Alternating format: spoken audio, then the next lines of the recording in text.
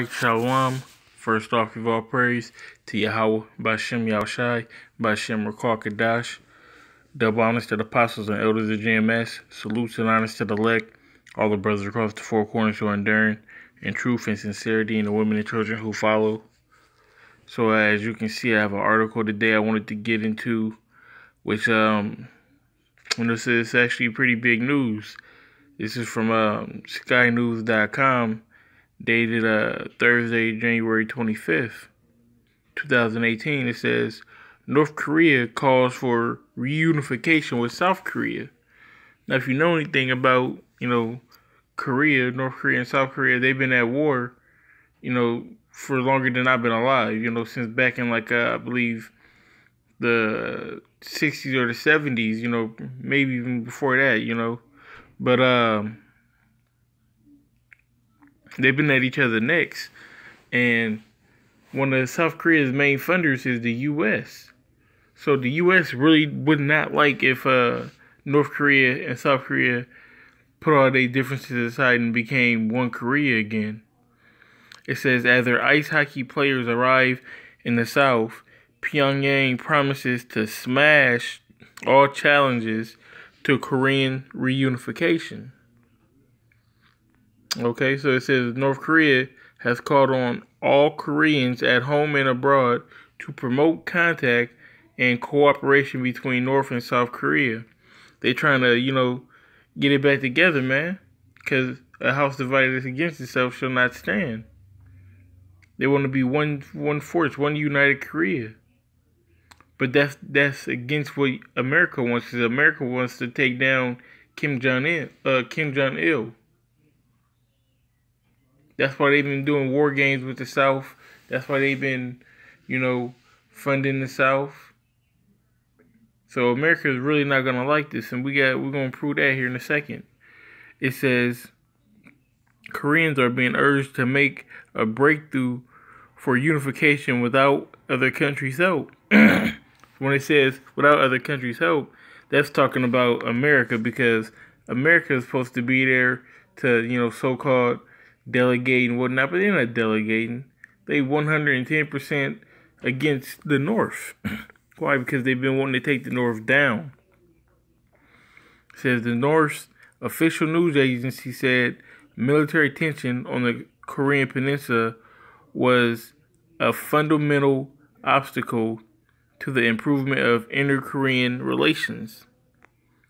It added that joint military drills with outside forces, i.e. the U.S., were unhelpful when better relations between North and South Korea were being sought. So they've been working for a resolution to this, but the outside forces, i.e. the U.S., the world police who stick their nose in everything, been fucking up the game. It says it came as the North's ice hockey dressed in DPRK jackets crossed the militarized border to form Korea's first ever unified team for next month's Winter Olympics. Because that's the main reason why they're wanting to get back together is for these Olympics. But these Olympics is bringing the two countries closer, on a unified front. And if it could do that, then why should the U.S. stand in its way? Because they don't want. Well, what it is North Korea don't have no abundant resources right now. They're alone in the world, so to speak. But they got military might. In the South has a lot of technology. The South has resources that the North doesn't have. So, of course, they'd be a lot stronger together. The military with the technology, they can take, North Korea to the next Japan and beyond, if this war was to go on, so to speak. Because we all know that this place is going down, and every other place in the world is going down under it as well. But hypothetically, it would put North Korea as a major player in the world stage. It says they were met by several dozen protesters who shouted slogans and held a sign demanding the beheading of North Korea leader Kim Jong-il. So everybody don't like what's going on. But for the most part, I'm pretty sure those Koreans would love to get back together. I know that they said there's a lot of people that escaped from the north and that live over south, and their family's still over north. So who wants to fight their family besides fucking Jake? A poll in the South showed around 70% were opposed to the joint hockey team, claiming it would deprive the players of time on the rink. Well, I stand corrected. But that's just them being biased toward hockey. I'm sure they don't want fucking bombs dropped on them. Having fucking bomb threats every day. Who wants that? Nobody wants that. But it says tensions remain high in the region over North Korea's series of rocket launches. See? Over the rocket launches. Who wants the threat of a rocket launch being, put on them, 5 times a week? When you got to settle your differences, you wouldn't have to worry about that. It says U.S. President Donald Trump has warned the secretive service, it's like the secretive state, not to mess with America, and has declared the country a designated state sponsor of terrorism, which is basically code word for you're next. That means we're gonna come get you, and I'm gonna prove that with this article. And this is from the businessinsider.com. And from the same day, this is from January 24th, 2018. It says, U.S. stealth bombers in Guam appear to be readying for a tactical nuclear strike on North Korea. So in the same time frame as North Korea and South Korea are trying to patch everything together, America is readying for a strike to strike on the North. Why? Because they don't want that bond to be made. They don't want them to come together. Because, you divide and conquer. People don't, come together as a conglomerate to be weaker. They come together to be stronger. It says it's an earlier version of this article erroneously stated that the U.S. had sent bombers to North Korea. The bombers had been sent to Guam. But they sent there for a reason. Because they don't want this alliance. The U.S. recently, these are just the articles or whatnot. It says, I'll go ahead and read them. It says the U.S. recently sent nuclear bombers to Guam that can carry tactical nukes that will be perfect for taking out Kim Jong-un. Says some have suggested that a quick tactical nuclear strike on North Korea could cripple the country's nuclear infrastructure with few casualties. So they think, it's a real good idea. If we just take these nuke plants out, right now, we won't hardly kill anybody, and we can take out Kim Jong-il, and what I'm saying. But man, it's a fucking double standard, man.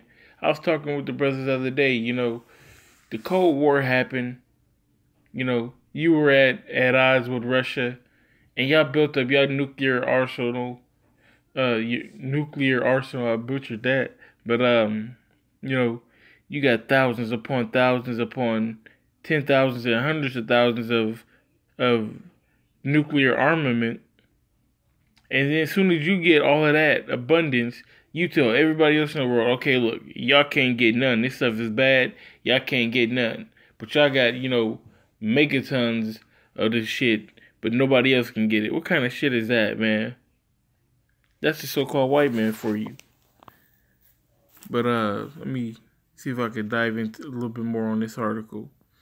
It says the U.S. has been quietly amassing firepower in the Pacific during a lull in tensions with North Korea, but recent developments on an under-the-radar nuclear weapon suggest preparations for a potential tactical nuke. So they saying that North Korea has a under-the-radar nuclear weapon.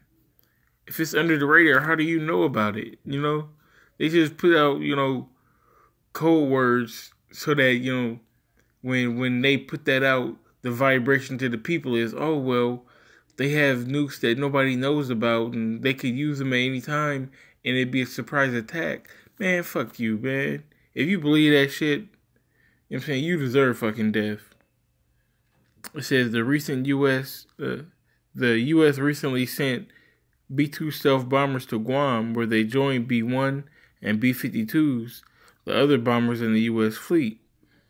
While the B-2 and the B-52 are known as the air legs of the U.S. nuclear triad, as they carry nuclear-capable air-launched cruise missiles, a smaller nuclear weapon that has undergone some upgrades may lend itself to